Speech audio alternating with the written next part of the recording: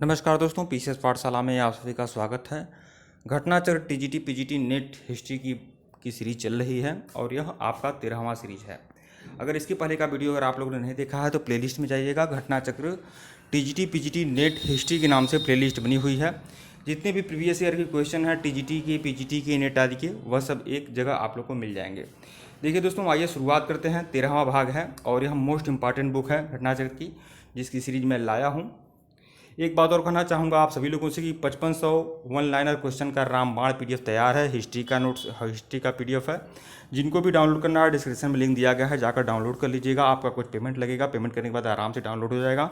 अगर किसी प्रकार की असुविधा होती है तो आप लोग हमारे व्हाट्सएप पर मैसेज कर सकते हैं। व्हाट्सएप नंबर डिस्क्रिप्शन में दिया गया है। जो भी मटेरियल है दोस्तों चार्जेबल है। और साफ साफ ये भी बता दें आपको कि हिस्ट्री का पूरा हैंड रिटेन नोट्स का पीडीएफ आपको मिल जाएगा। Ancient history, medieval history, modern history, यहाँ तक कि क्लासेस से लेकर 12 तक की NCERT history hand retain notes आपको मिल जाएंगे। जिनको भी चाहिए हमारे ऑफिशियल व्हाट्सएप नंबर पर मैसेज कर सकते हैं। ऑफिशियल व्हाट्सएप नंबर डिस्क्रिप्शन में दिया गया है। जो भी मटेरियल दोस्तों हैं वह चार्जेबल है। जो भी मटेरियल है बेहतरीन है। तो जो लोग सीरियस होंगे वो लोग संपर्क कर लेंगे। आइए शुरुआत करते हैं। प्रश्न संख्या 106 देखिएगा। सिंधु सभ्यता के लोग किस देवता की पूजा करते थे?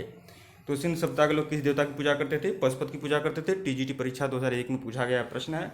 सिंधु सभ्यता में मुख्यतः मातृ देवी की पूजा होती थी। यहाँ के स्थलों से सबसे अधिक नारी की मृण मूर्तियाँ प्राप्त हुई हैं, मिट्टी की मूर्तियाँ प्राप्त हुई हैं। सिंधु सभ्यता में पशुपति पूजा भी प्रचलित है। अन्य महत्वपूर्ण तथ्य भी देखिएगा। हड़प्पा से प्राप्त एक आयताकार मुहर में स्त्री के गर्भ से निकलता हुआ पौधा दिखाया गया है। मोहनजोदड़ो से प्राप्त एक मुहर पर त्रिमुखी पुरुष को एक सिंहासन पर योग मुद्रा में बैठाया हुआ दिखाया गया है। इसकी दाहिनी तरफ एक हाथी और बाघ और बाईं तरफ गैंडा और भैंसा है। और नीचे जो है यह हिरण के भी चित्र मिले हैं। प्रश्न 107 देखिएगा। सिंधु घाटी सभ्यता में लोग पूजा करते थे तो वह पशुपति की पूजा करते थे। प्रश्न 108 देखिएगा। किस हड़प्पाई स्थल से एक योगी की मूर्ति प्राप्त हुई है? तो मोहनजोदड़ो से प्राप्त हुई है। जीआईसी प्रवक्ता परीक्षा 2001 में पूछा गया प्रश्न है। प्रश्न 109 देखिएगा। निम्नलिखित में से किसकी पूजा हड़प्पा संस्कृत में नहीं होती थी? तो किसकी पूजा हड़प्पा संस्कृत में नहीं होती थी? तो विष्णु जी की नहीं होती थी। आद्य रूप शिव की पूजा होती थी। मातृ देवी की पूजा भी होती थी। पीपल की पूजा भी होती थी, लेकिन विष्णु जी की नहीं होती थी। तो जीआईसी प्रवक्ता परीक्षा 2017 में यह भी पूछा गया प्रश्न है।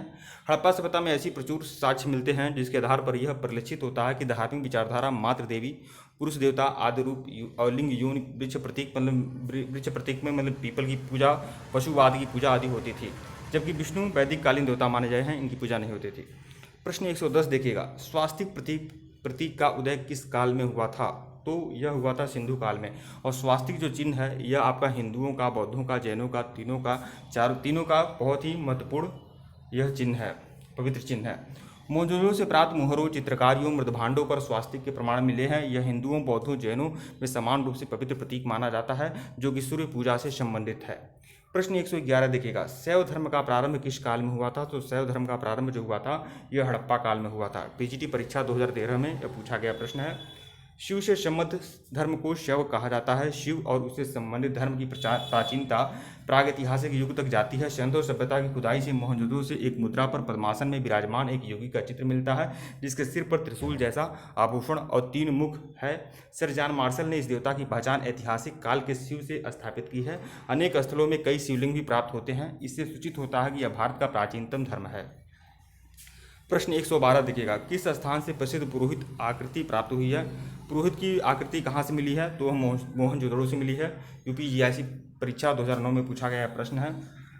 मोहनजोदड़ो से प्राप्त एक मुद्रा के ऊपर पद्मासन में विराजमान एक योगी का चित्र प्राप्त हुआ है। पुरुष की दाईं ओर चीता और हाथी और बाईं ओर गैंडा और भैंसा का चित्र है। अगला प्रश्न देखिएगा। प्रश्न संख्या 113 देखिएगा। कौन सी धातु सिंधुवासियों को ज्ञात नहीं थी?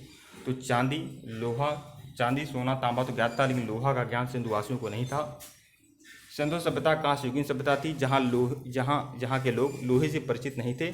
यहाँ से तांबा, कांसा, सोना और चांदी या धातुओं से मिली हैं, परंतु लोहे की प्राप्ति नहीं हुई है। वस्तुतः हड़प्पाकालीन लोग लोहे से परिचित नहीं थे। भारत में लौह युग का प्रारंभ उत्तर वैदिक काल से माना जाता है।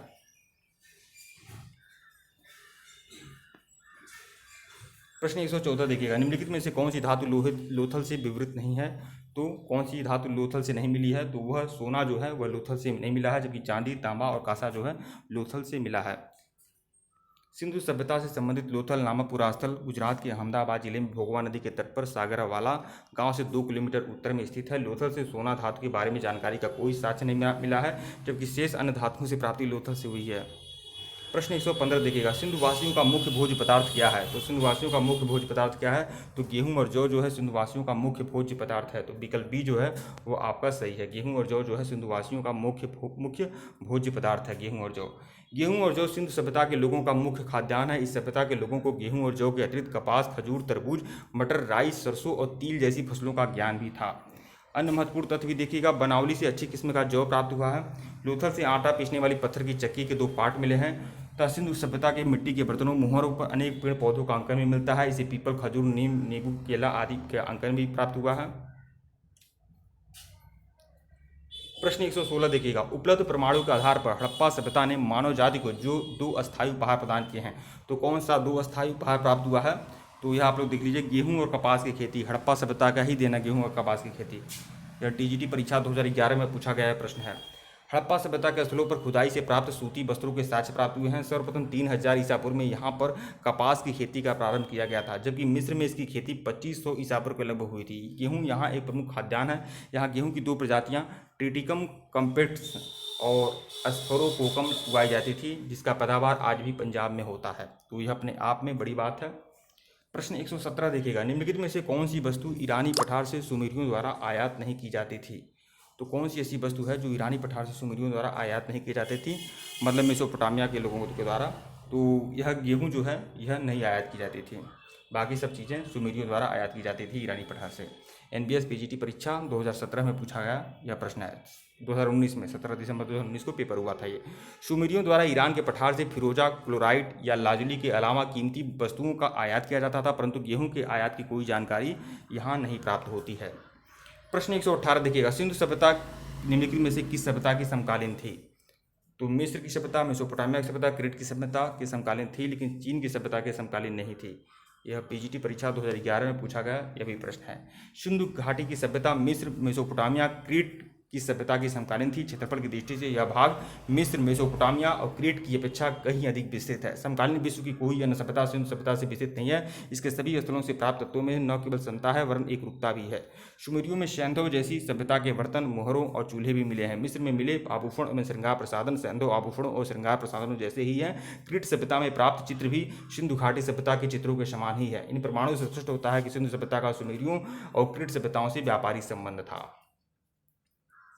प्रश्न 119 देखिएगा, सबसे लास्ट प्रश्न इस सीरीज का, निम्नलिखित में से किस शब्द में एक छोटा नियतकालीन बाजार चिन्हित है? तो छोटा नियतकालीन बाजार किस शब्द में है? हट्टिका। हट्टिका का मतलब होता था छोटा बाजार, नियतकालीन बाजार जो एक निश्चित समय पर होता था उसे हट्टिका कहते हैं। तो NBS PGT परीक्षा 2019 में पूछा गया यह भी प्रश्न है। प्राचीन भारत में हाट शब्द का प्रचलित रूप है हट्टिका। यह बाजार के लघु रूप का स्मरण करता है जो नियतकालीन व्यवस्था थी। व्यवस्था में बाजार लगने का दिन, समय, स्थान सब कुछ निर्धारित होता था। इस तरह के बाजार आज भी लगते हैं, आपको पता ही होगा। तो यह आप लोग देख लिए कि यह आपका 13वां सीरीज था, यह आपका कंप्लीट हो गया। और इसमें यह सिंधु घाटी सभ्यता से संबंधित सभी प्रश्न थे। सभी प्रश्न सिंधु घाटी सभ्यता से संबंधित थे और कुल 119 प्रश्नों की यह पूरी सीरीज थी जो सिंधु घाटी सभ्यता की थी। और सबसे बड़ी बात है 119 प्रश्नों की सीरीज ही नहीं थी, बल्कि इसमें कई व्याख्या थे, बहुत सारी व्याख्या थे। तो आप समझ सकते हैं कि यह सीरीज आप लोग के लिए कितनी इंपॉर्टेंट होने वाली है। घटनाचक्र TGT PGT के लिए, नेट आदि के लिए यह बुक आप लोग को बिल्कुल पढ़ना चाहिए। बुक नहीं पढ़ पा रहे हैं तो आप लोग वीडियो के माध्यम से कंप्लीट कर लीजिए। वीडियो मैं उपलब्ध करा रहा हूँ।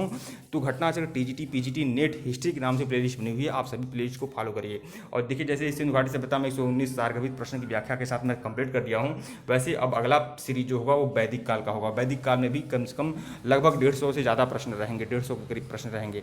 तो इस तरह से वैदिक काल भी कंप्लीट हो जाएगा। और जो भी प्रश्न आपका कंप्लीट हो रहा है यह बात आप जान लें कि वह किसी न किसी प्रतियोगी परीक्षा में आए हुए प्रश्न है। TGT में, PGT में और नेट आदि के जो प्रीवियस ईयर क्वेश्चन हैं वह सभी आए हुए प्रश्न हैं। तो आपकी तैयारी 100% हो जाएगी अगर आप घटनाचक्र को लेकर चलेंगे TGT PGT नेट आदि के लिए। ठीक है दोस्तों, वीडियो को लाइक और चैनल को सब्सक्राइब करेगा। एक बात और कहना चाहूँगा आप सभी लोगों से कि 5500 ओवल लाइनर क्वेश्चन का जो रामबाण PDF है आप लोग डाउनलोड कर लीजिए। बहुत बढ़िया PDF है TGT के लिए, PGT के लिए, नेट आदि के लिए और अन्य प्रतियोगी परीक्षाओं के लिए भी बहुत समान रूप से उपयोगी है। तो आप लोग डाउनलोड कर सकते हैं। और जिनको भी हिस्ट्री का नोट चाहिए वो लोग हमारे व्हाट्सएप पर मैसेज कर सकते हैं। व्हाट्सएप नंबर डिस्क्रिप्शन में दिया गया है। मैसेज ही करिएगा दोस्तों, कॉल बिल्कुल मत करिएगा, क्योंकि कॉल करने से दिक्कतें होती हैं, आप समझ सकते हैं। ठीक है दोस्तों, वीडियो को लाइक और चैनल को सब्सक्राइब करिएगा। धन्यवाद आप लोग को। और इस वीडियो को शेयर जरूर करिएगा, क्योंकि शेयर करने से मनोबल बढ़ता है और हम आप लोग को अच्छी से अच्छी सामग्री देने का प्रयास करते हैं। धन्यवाद।